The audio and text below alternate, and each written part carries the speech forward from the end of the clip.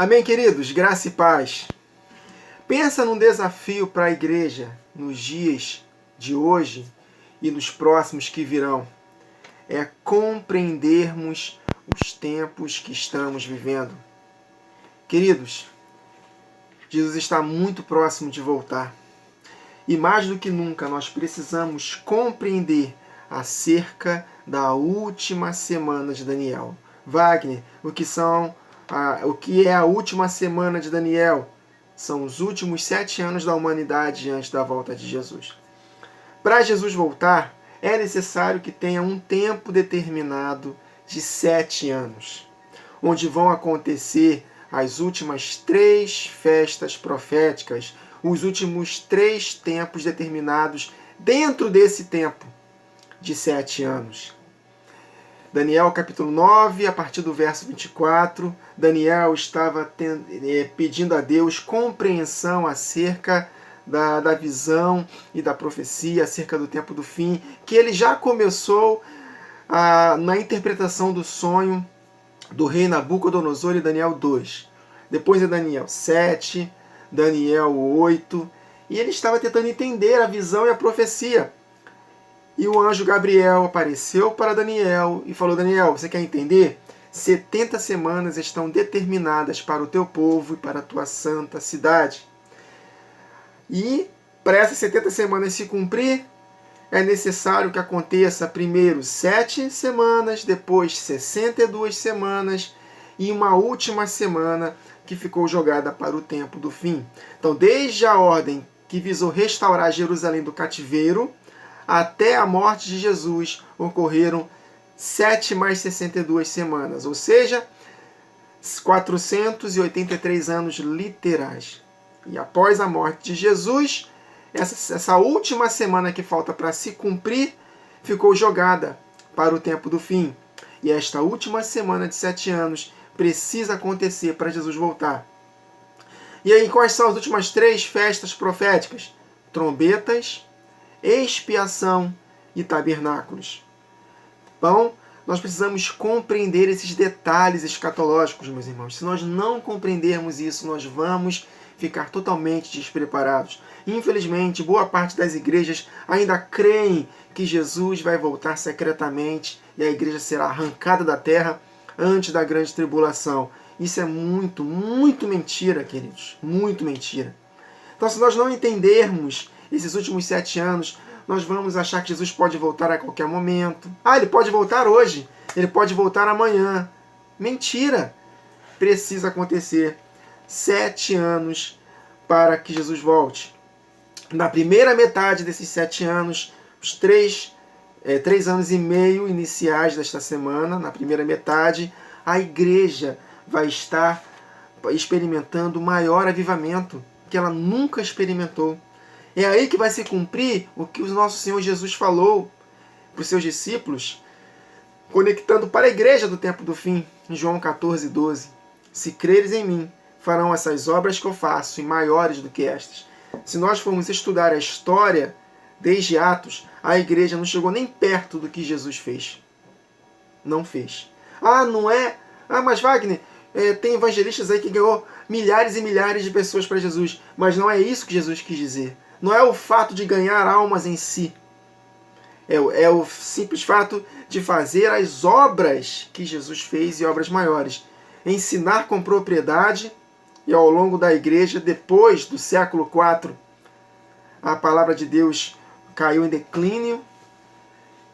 E teve a reforma protestante, que não reformou nem 1% da palavra, uma luzinha em meio a uma densas trevas. Então não aconteceu, queridos. Não aconteceu. A palavra de Deus aos poucos está sendo restaurada. Então, para fazer as obras que Jesus fez, tem que ter um entendimento pleno da palavra. Nunca aconteceu isso. Até aconteceu em Atos dos Apóstolos, mas ali foram as chuvas temporã, as primeiras chuvas do tempo do fim. Mas conectando com as festas, na segunda temporada das festas, havia no ciclo de Israel chuvas mais fortes ainda, chamada de chuva serôdia, que vai determinar a colheita definitiva. Então, o que eles experimentaram, os apóstolos, a igreja primitiva, até o século III, foram as chuvas temporã. mas haverá a chuva serôdia, que ocorrerá no tempo do fim, em que de fato faremos obras iguais até maiores que Jesus fez. Curas e milagres vão voltar a acontecer, juízos acontecerão. Basta ler Apocalipse capítulo 11, a partir do verso 3 até o 6, você vai ver lá que as duas testemunhas, que é a igreja do templo do fim, judeus e gentios, né? As duas casas unidas, o corpo de Cristo, elas farão obras extraordinárias. Né? Fogo que sairá da sua boca, que consumirá seus adversários, palavras tão carregadas de poder que vai acontecer, coisas tremendas, farão toda sorte de milagres, né? Juízos para a terra, toda sorte de vezes quantos quiserem. Ou seja, tudo que disserem será feito. Tudo que pedir a meu Pai em meu nome vai acontecer. Dirão a este monte, erga-te daqui, lança-te no mar. Será uma plenitude de manifestação. Nada vai causar dano para a igreja nesse grande avivamento. Entretanto, nos outros 3 anos e meio finais, na segunda metade destes últimos 7 anos em diante, aí o anticristo vai se manifestar e vai perseguir os santos. Parte deles vai fugir para o deserto ou para lugares escondidos e serão guardados, sustentados por Deus, e ali serão provados, porque não poderão comprar nem vender. Serão totalmente dependentes da ação de Deus, como aconteceu no deserto. Será um tempo de provação. E quem perseverar até o fim será salvo. E os que não fugirem terão que dar suas vidas. Serão presos, torturados, levados para cativeiro, mulheres forçadas, enfim, serão perseguidos, humilhados, maltratados, mortos. Mas os que perseverarem até o fim serão salvos também. Só depois disso, Jesus volta. Olha o quanto de evento vai acontecer nesses últimos 7 anos para Jesus voltar. E a igreja, boa parte dela, não, Jesus pode voltar a qualquer momento. A falta de entendimento deixa a igreja escrava, queridos. Infelizmente. A falta de compreensão não gera essa escravidão. Mas a verdade nos liberta. Aqueles que conhecem o Senhor seu Deus resistirão com firmeza. E esse texto está em Daniel capítulo 11, verso 32, num contexto de grande tribulação. Aqueles que conhecem o seu Deus resistirão o anticristo com firmeza, porque conhecem. E esse é o tempo de preparação, queridos. É tempo de nos despertarmos do sono. Porque a nossa salvação está mais próxima de nós do que antes, quando aceitamos a fé. Está em Romanos capítulo 15. Então, meus irmãos, é tempo de nos preparar. E eu vejo uma preparação maravilhosa nesse texto aqui do apóstolo Paulo de 1 Coríntios capítulo 7, versos 29 a 31. Enquanto essa última semana não chega, nós temos que nos preparar. Não vamos abandonar nada, não vamos abrir mão de estudarmos, de trabalharmos, de planejarmos, de cuidarmos da nossa casa, de fazermos as coisas do dia a dia. Mas essas coisas não podem ocupar o lugar no nosso coração. É ter como se não tivesse. 1 Coríntios 7, 29 a 31. O tema da mensagem é desafio para a igreja neste tempo do fim. Compreender. O desafio é compreender os tempos que estamos vivendo. 1 Coríntios 7, 29 a 31. Isto, porém, vos digo, irmãos, que o tempo se abrevia. Ou seja, o tempo está diminuindo cada vez mais para a volta de Jesus. E o que resta é que também os que têm mulheres sejam como se não as tivessem, por causa da perseguição. Se colocar o coração no cônjuge, é bem provável que eles possam negar a Cristo, porque serão perseguidos. Por isso que o apóstolo Paulo, nesse contexto aqui profético de 1 Coríntios, isso serviu para a época de Coríntios? Serviu, mas ele é muito mais para os nossos dias. Eles falam, quando estiver cada vez mais próximo desses últimos 7 anos, nós vamos compreender o tempo e o modo. O apóstolo Paulo vai falar, se você é solteiro, continue solteiro, porque eu estou querendo te livrar de tribulação. Por quê, queridos? Por causa da perseguição. Mas se você casar, beleza, não peca, mas vai sofrer uma tribulação, se é que a gente pode dizer assim, desnecessária. Por quê? Porque você vai casar E a perseguição vai fazer com que vocês sofram. Provavelmente você vai ver tua mulher sendo morta na tua frente. Ou o seu marido ser morto na tua frente, seus filhos. Então, meus irmãos, quando chegar estiver muito próximo dos últimos 7 anos, quem estiver conectado com Deus vai compreender o tempo e o modo. E vai saber, opa, está muito próximo. Opa, não... Se eu sou solteiro, eu vou me dedicar para as coisas de Deus. Para servi-lo desimpedidamente. Eu não vou casar, né? Se eu casar, eu não estou pecando, mas se eu entendendo, eu não quero sofrer desnecessariamente. É mais ou menos nesse tempo que o apóstolo Paulo está profetizando aqui pelo Espírito Santo.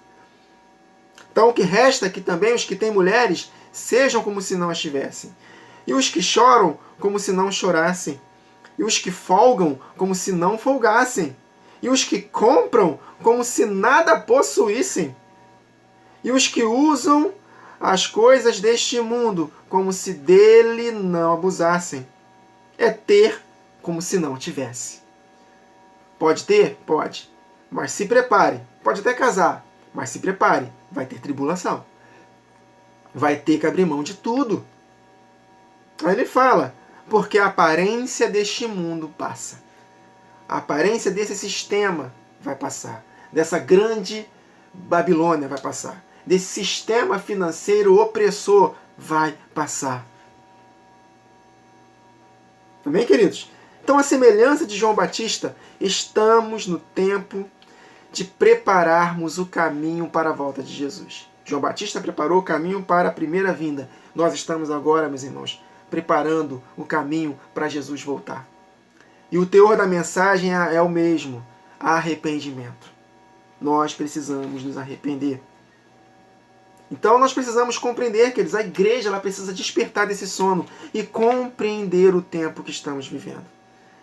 E este é o grande desafio para a igreja do tempo do fim. Olha só o que está escrito em Eclesiastes, capítulo 8, verso 5. Quem guardar o mandamento não experimentará nenhum mal. Amém, queridos? Venceremos. E o coração do sábio discernirá o tempo e o juízo. Ele discerne. 1 Coríntios 2 está escrito que quem está cheio da sabedoria de Deus discerne todas as coisas e de ninguém é discernido. Agora, a sabedoria é Cristo. Cristo é a palavra de Deus. Nós precisamos nos encher da verdade, queridos, para que nós possamos compreender os tempos que estamos vivendo. E compreender a escatologia é indispensável.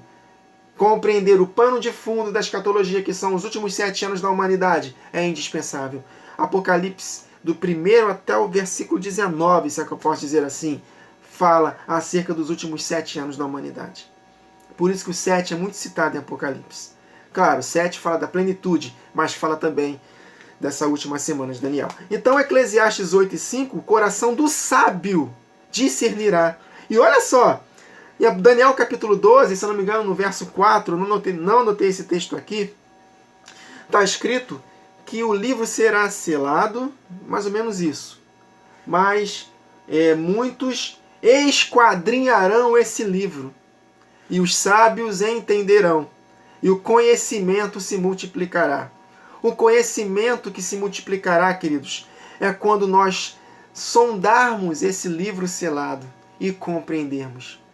E aí sim, o conhecimento desse livro selado se multiplicará. Não é conhecimento da tecnologia, do ser humano, não creio que seja isso. Porque o contexto o livro foi selado, mas no tempo do fim, o conhecimento se multiplicará. O conhecimento desse livro selado.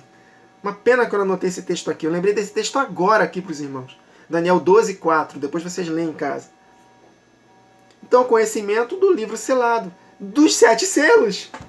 Que Jesus abriu. Daniel lhe selou o livro. Porque era para tempos derradeiros. Mas Jesus, o Cordeiro digno, ele abriu o livro, desatou seus selos e revelou para João. É necessário que profetize novamente, João. Coma esse livro. Então profetize. E está falando acerca exatamente qual é o teor de Apocalipse. Os últimos 7 anos. Então nós precisamos nós precisamos sondar esse livro desatado pelo nosso Senhor Jesus e compreendermos que é necessário profetizar nos últimos 7 anos. Daniel 12, versos 8 a 10. Eu, pois, ouvi, mas não entendi. Por isso eu disse, Senhor meu, qual será o fim destas coisas? O tempo se abrevia para o fim. E ele disse, vai, Daniel, porque estas palavras estão seladas, fechadas e seladas até o tempo do fim. Mas foi aberto em Apocalipse, em que o teor de Apocalipse é para os últimos 7 anos. Nós precisamos entender esse livro selado para os 7 anos, queridos. Nós precisamos compreender os últimos 7 anos da humanidade. Aí ele continua, falando acerca da grande tribulação. Muitos serão purificados, embranquecidos e provados. Mas os ímpios procederão impiamente, e nenhum dos ímpios entenderá, mas os sábios entenderão. O conhecimento desse livro selado se multiplicará. Amém, queridos? Então é isso, não estamos mais nesse tempo, queridos, de aspirarmos pelas coisas desta vida passageira. Por isso que Satanás, sutilmente, ele lança sofisma na mente de muitos líderes nas igrejas, fazendo com que o teor da mensagem nos tempos que estamos vivendo seja conquistas materiais, propostas, planos, palavras para que nós possamos aspirar para progredir nesta vida passageira. Enquanto que o Espírito de profecia, o Espírito Santo de Deus, está nos conduzindo corretamente para nos prepararmos para perder tudo e não aspirarmos para termos tudo. O processo é invertido. A teologia da prosperidade inverte esse conhecimento da verdade do tempo do fim. Inverte. Agora tem essa teologia do coach. Inverte. Amém, queridos? Então não é tempo de abandonarmos nada. Entenda isso, que tem outros irmãos que infelizmente estão entendendo errado. Opa, é tempo de abandonar tudo. Vamos fugir. Vamos abandonar nossos empregos, fugir para os campos, para os sítios escondidos. Que é isso, meus irmãos? Olha o extremo. Ou é 8 ou 80? Não é tempo de abandonarmos nada. Continue trabalhando, continue estudando, continue planejando, mas não coloque o coração nessas coisas. Estejam preparados para abandonar tudo isso, se quiser vencer no tempo do fim. Apocalipse 13, 10. Se alguém leva em cativeiro irá. Se alguém matar a espada, é necessário que a espada seja morto. Olha aí olha o reflexo da igreja do tempo do fim. Perseguição. Aqui está a paciência e a fé dos santos. Um contexto de grande tribulação. Apocalipse 13, 10. Está falando acerca da parte da igreja que vai ter que dar suas vidas. E a outra parte vai ter que fugir. Não vai aceitar a marca da besta para continuar comprando e vendendo. Não vai participar do sistema financeiro. Então como é que a igreja antes do tempo do fim vai ser próspera? Não vai, meus irmãos. Ela vai perder tudo. O retrato da igreja do tempo do fim, na grande tribulação que vai anteceder a volta de Jesus, é uma igreja sofredora, totalmente desapossada de grana, porque o sistema financeiro deste mundo vai estabelecer a sua marca, e a marca tem tudo a ver com o sistema financeiro, porque não vai poder comprar nem vender. Agora, para poder comprar e vender, vai ter que negar a Jesus, vai ter que negar a lei, vai ter que andar em pecados. Quem amar a sua vida vai perder. Por isso que Jesus fala aqui em Mateus 16, para finalizarmos o vídeo, versos 24 a 27. Então disse Jesus aos seus discípulos: se alguém quiser vir após mim, renuncie-se a si mesmo, tome a sua cruz e siga-me. Ou seja, esteja disposto a morrer por mim. Porque aquele que quiser salvar a sua vida nesse tempo do fim, perdê-la-á. E quem perder a sua vida por amor de mim, achá-la-á. Perder a sua vida, perder as regalias, perder emprego, perder dinheiro, perder prestígio, perder tudo, aí sim vai ganhar. Pois que aproveita ao homem ganhar o mundo inteiro se perder a sua alma? Ou que dará o homem em recompensa da sua alma? Aí olha só como ele finaliza, verso 27, porque o Filho do Homem, olha Olha o contexto, queridos, que vai anteceder a volta de Jesus. Porque o Filho do Homem virá na glória de seu Pai com seus anjos. E então dará a cada um segundo as suas obras. É o que Jesus fala em Apocalipse 22. Eis que presto venho. E eu recompensarei cada um segundo as suas obras. Comigo estará o galardão, e eu recompensarei cada um de acordo com as suas obras. Então, o que vai anteceder a volta de Jesus? Tribulação e angústia, queridos, perseguição. Olha o contexto aqui. Aquele que quiser salvar a sua vida vai perder. E o que perder a sua vida por amor de mim vai achá-la. Então tem que negar a si mesmo, tomar a sua cruz. É isso que nós estamos aprendendo em boa parte das igrejas? Aprender a perder tudo? A negar a si mesmo? Estar disposto a abrir mão de tudo, inclusive da própria vida, por amor a Cristo? É isso que estamos aprendendo? Ou estamos aprendendo 7 passos para ser bem-sucedido? Dê o dízimo todo mês que você vai ser rico. Você vai ser muito rico, tua conta bancária vai estar cheia. Você vai ter tanto dinheiro que as pessoas ímpias vão olhar para a tua vida e vão, eu quero esse Deus. É esse o Deus do tempo do fim? Que vai dar dinheiro? Não é o contrário, não? Não vamos perder tudo? Então, quem conhece a palavra de Deus vai vencer. O coração do sábio, ele discerne todas as coisas. E de ninguém é discernido. Vou ler de novo aqui o texto de Eclesiastes 8:5. Quem guardar o mandamento, nem experimentará nenhum mal. Ou seja, quem obedecer até o fim, não experimentará nenhum mal. Por isso que a perseverança dos santos são os que guardam os mandamentos e a fé em Jesus. Em Apocalipse 14 fala sobre isso.